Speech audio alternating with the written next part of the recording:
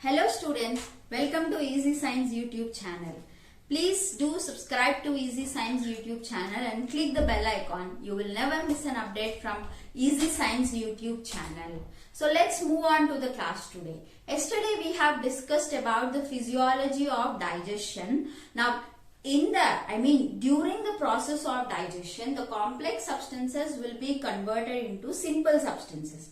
So now in today's class, we will discuss about what are the simple substances or what are the end products of digestion. Let's discuss in this class, right?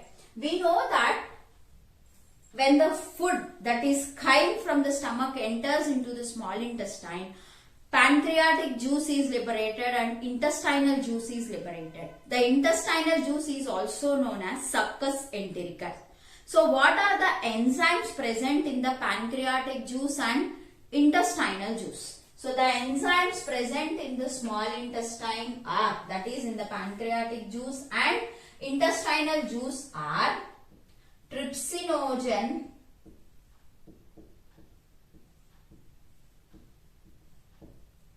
chymotrypsinogen,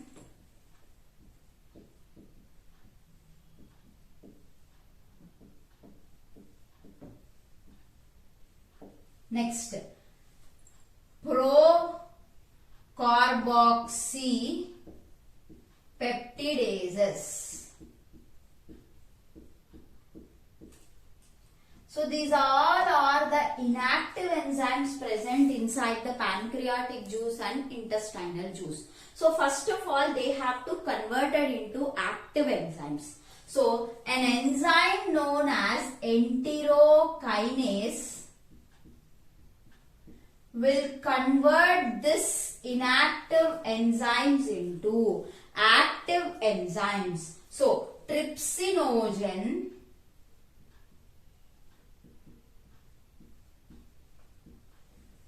in the presence of enterokinase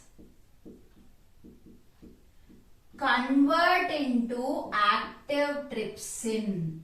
So this is again autocatalysis. That is trypsin, small amount of trypsin is generated. That trypsin will be enough for conversion of the remaining trypsinogen, chymotrypsinogen and pro-carboxy peptidases. So chymotrypsinogen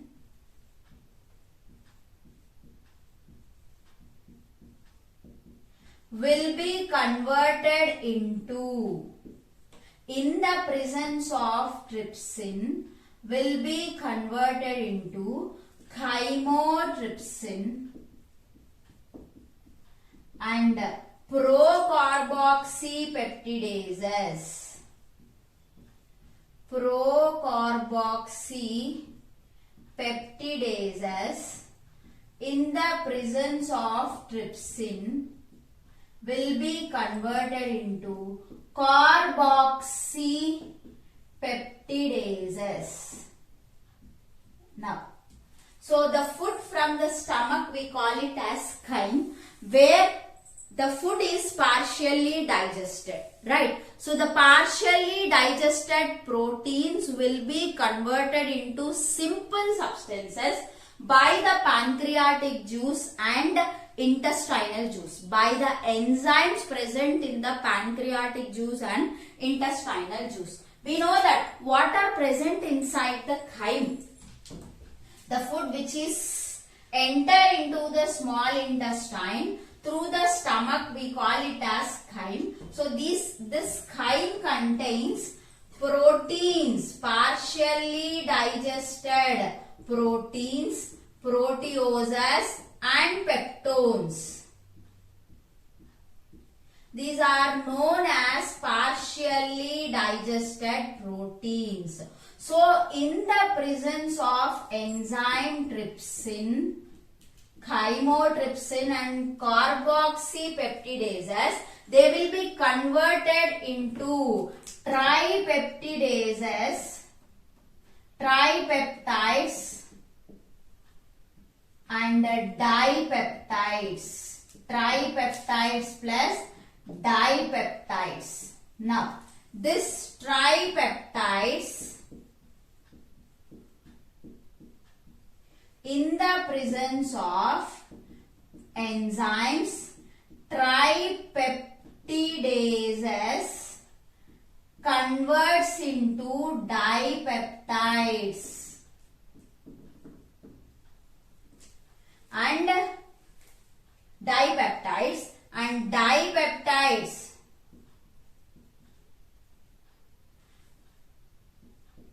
will be converted into, in the presence of the enzyme, dipeptidases converted into amino acids.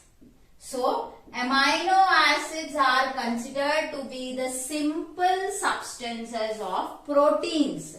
After the breakdown, finally the end products of proteins are amino acids. Now these are ready for absorption, simple substances. Right. Now, fats. Next, how the fats are converted after the breakdown. What are the end products of the fats? Let's discuss what are the end products of the fats. We know fats are very complex molecules, children. Right. So, bile juice is secreted by the liver. Yes. And we already discussed that this is the only digestive juice which do not contains any enzymes. But instead of enzymes, it has bile salts and bile pigments are present. So now these bile salts, so fats in the presence of bile salts. So what are the bile salts? These fats in the presence of the bile salts get converted into emulsified fats. So what are emulsified fats? In the presence of bile salts, fats are converted into or break down into small particles is known as, and this process, conversion of fats into small particles, is known as emulsification. After emulsification, the fats are known as emulsified fats. The fats are known as emulsified fats. Only after emulsification, fats get digested in our body. So, for that process, bile salts are very important. Not only emulsification, children, even the bile will activate the enzymes. We have pancreatic lipase and intestinal lipase is there. These are activated by bile only, secreted by the liver. So, these emulsified fats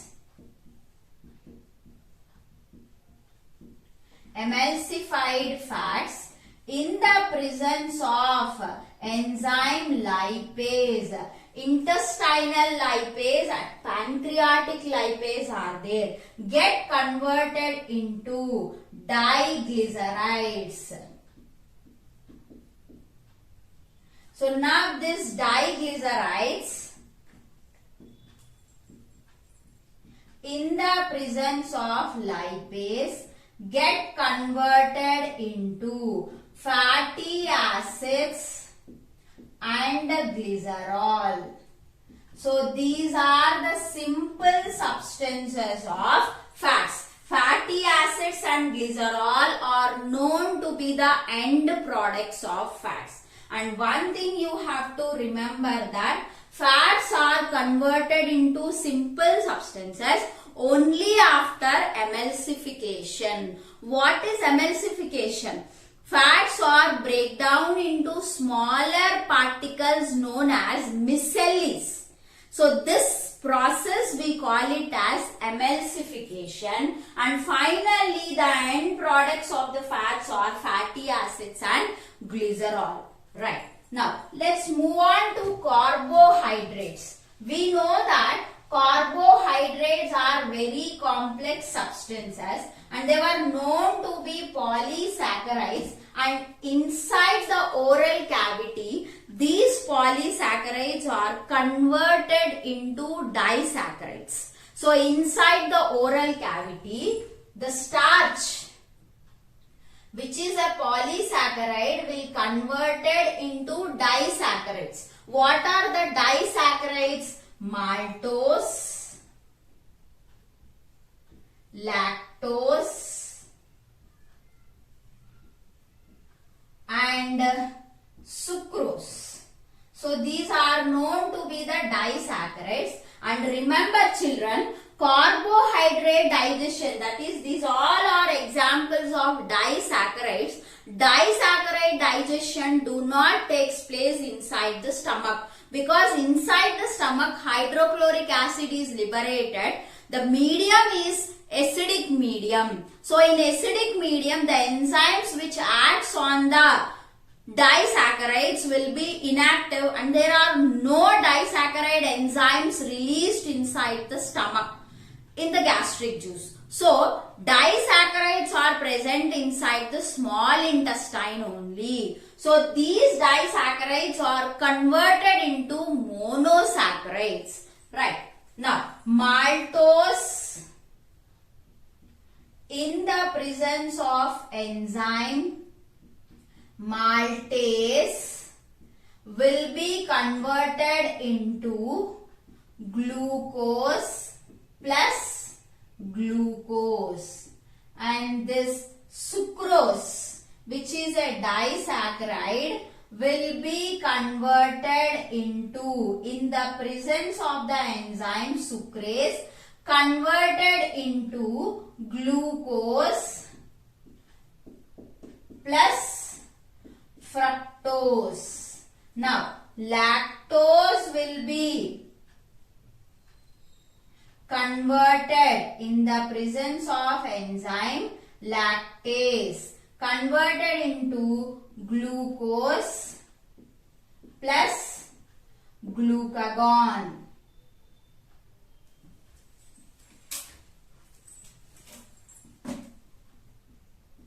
So these are the disaccharides will be converted into monosaccharides. So these are the end products of carbohydrates: glucose, fructose and galactose, children. It's not glucagon, it's galactose.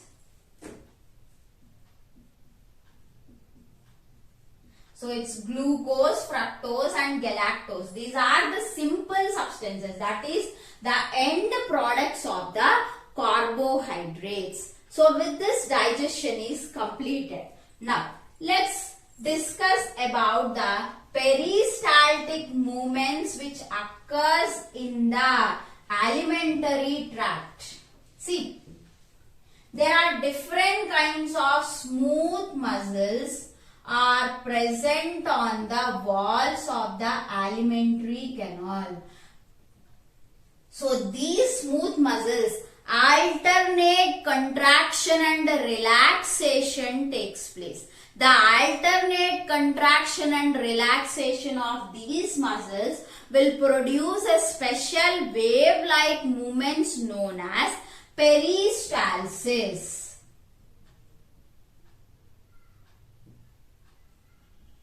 So what is peristalsis? Due to the alternative contraction and relaxation of the smooth muscles present on the walls of the alimentary canal or gut produces some wave-like movements known as peristaltic movements, or simply we call it as peristalsis. Now here the important point is there, children, which is for your objective. That is, the peristalsis will start in esophagus and continue till rectum. They start inside the esophagus and continue till rectum.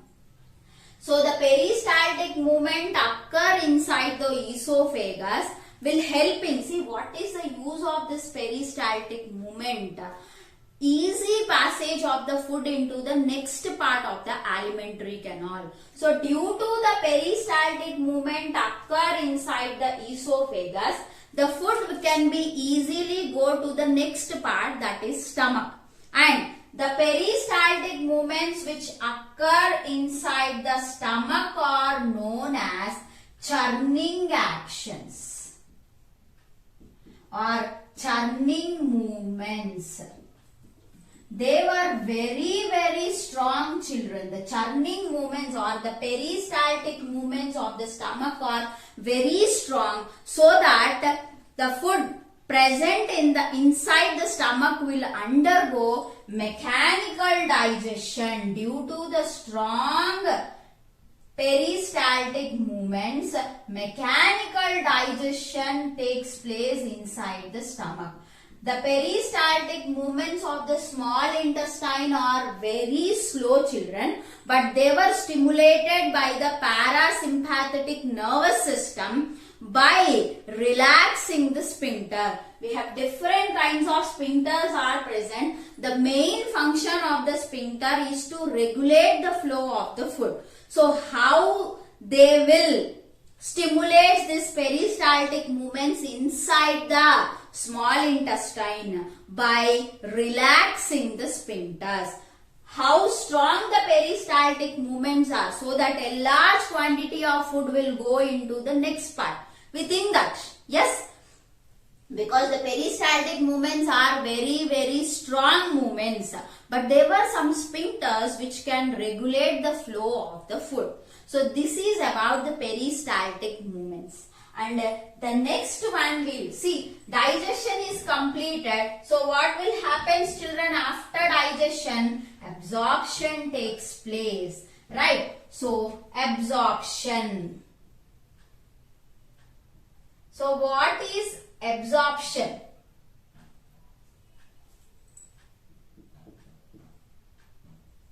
Absorption means what? The process of absorbing the end products of the digestion into the blood is known as absorption, and we know that the process of digestion has started inside the mouth and it ends in the small intestine. So maximum amount of absorption will be takes place inside small intestine also. Small intestine only. Even absorption takes place inside the mouth, stomach, small intestine and large intestine. There are 4 parts of the alimentary canal in which absorption takes place. One is mouth, second one is mouth, and second one is stomach, third one is small intestine, and the fourth one is large intestine. So only in these parts absorption takes place, but maximum amount of absorption takes place in small intestine. So inside the mouth, the drugs present in the food will be reabsorbed in mouth, and inside the stomach some sugars and some drugs will be absorbed. Small intestine maximum absorption takes place, and in case of the large intestine excess amount of water is reabsorbed, some salts are reabsorbed in. Even the drugs also, excess amount of drugs also reabsorbed in the large intestine region. So how do this absorption takes place? See, absorption of the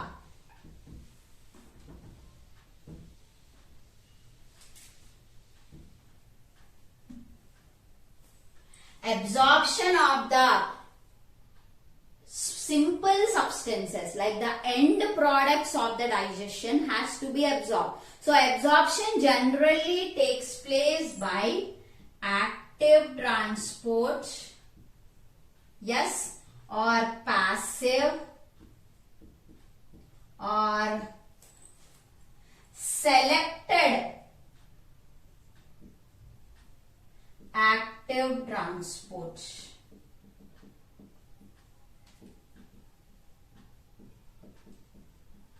So by these 3 processes absorption takes place. Now we know that the end products of the carbohydrates are glucose,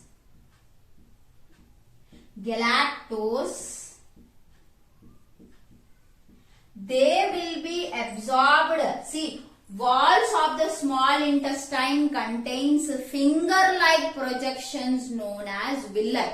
First of all, these substances has to be absorbed into the intestinal mucosal cells or intestinal cells. So, glucose and galactose will be absorbed into the wall of the small intestine into the cells of the villi through facilitated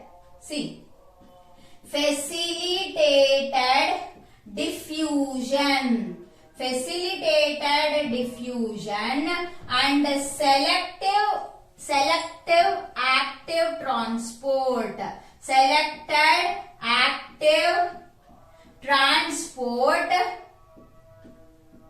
by coupling with the sodium ions, children.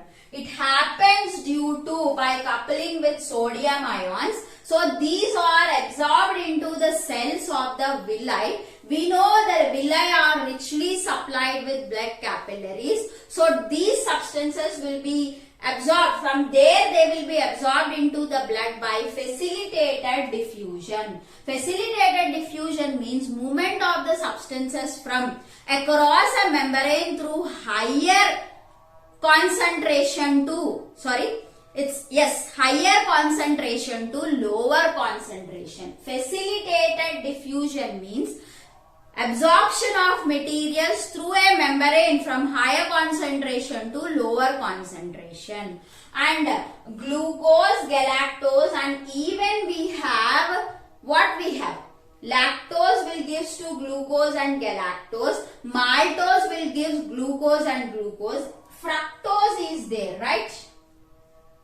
Yes. So fructose will be absorbed into the cells of the villi through facilitated diffusion. FD stands for facilitated diffusion, and thereby it absorbed into the blood again through facilitated diffusion only. Right. Next, we have amino acids. The end products of the proteins are known as amino acids. So, amino acids are absorbed into the cells of the villi through active transport. By utilizing energy, active transport means by utilizing energy or by selected active transport. Active transport by coupling with the sodium ions. By coupling with sodium ions enters into the cells of the villi. From there it will be absorbed into the blood through facilitated diffusion. Yes. And fats. Small chain fatty acids and glycerol. We know that the end products of the fats are fatty acids and glycerol. So the small chain fatty acids will be fatty acids only. I am not saying about glycerol. Fatty acids will be again absorbed into the cells of the villi and thereby into the blood through facilitated diffusion only. But long chain fatty acids and glycerol.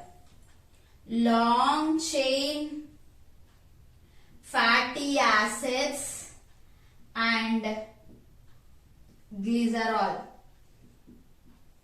They are insoluble in water, children. So they can't directly absorb into the blood. So first of all, they will be converted into simpler particles known as micelles. First, they will be converted into simple forms known as micelles and coated with a protein. These micelles are coated with protein and they will enter into the cells of villi.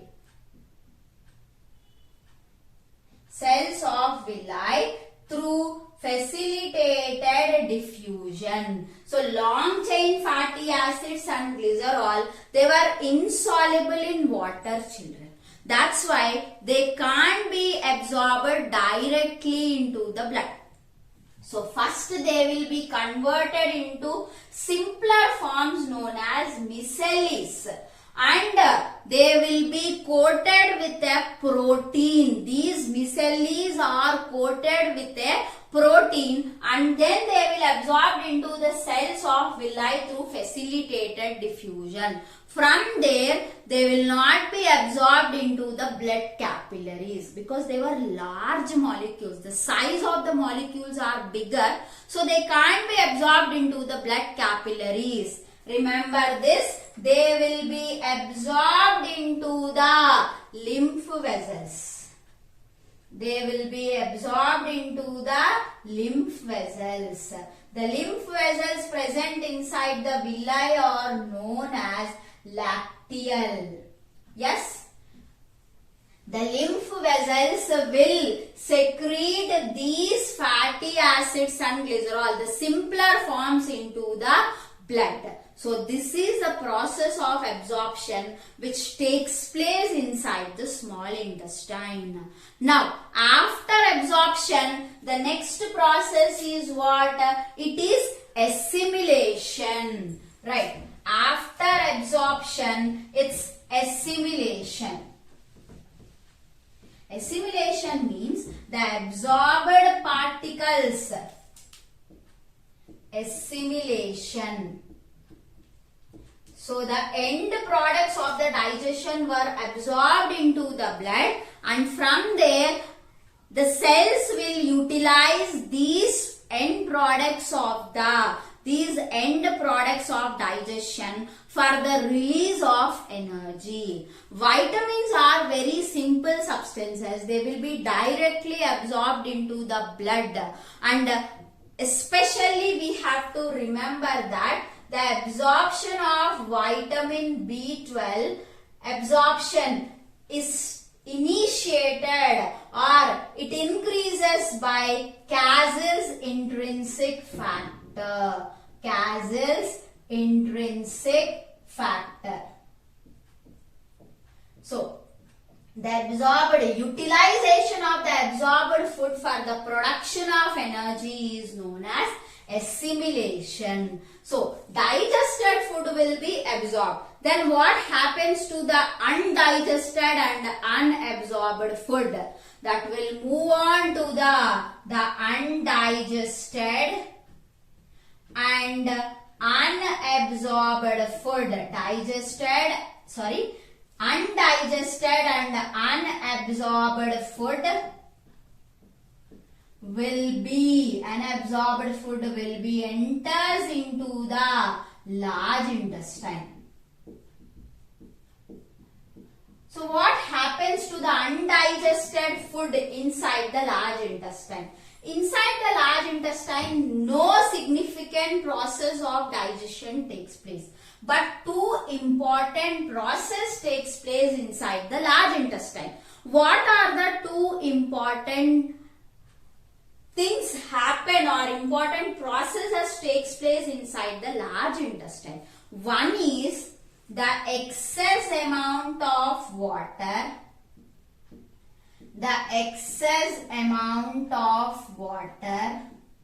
And some salts, some minerals and some drugs will be reabsorbed in large intestine.